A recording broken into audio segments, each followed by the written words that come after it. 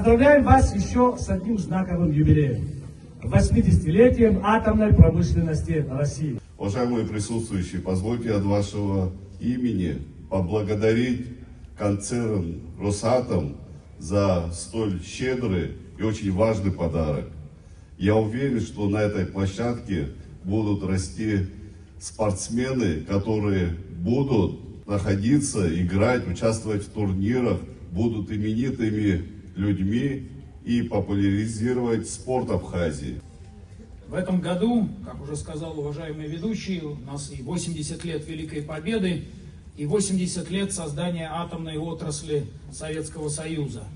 И поэтому очень справедливо, что к 80-летию атомной отрасли Росатом, концерна Росэнергоатом, такой подарок разместили здесь, в Абхазии. Это просто историческая справедливость.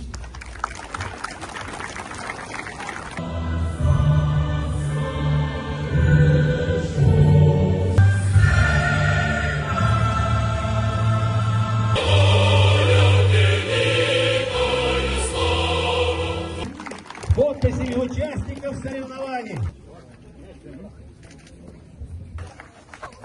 Ура! Аплодисменты остались.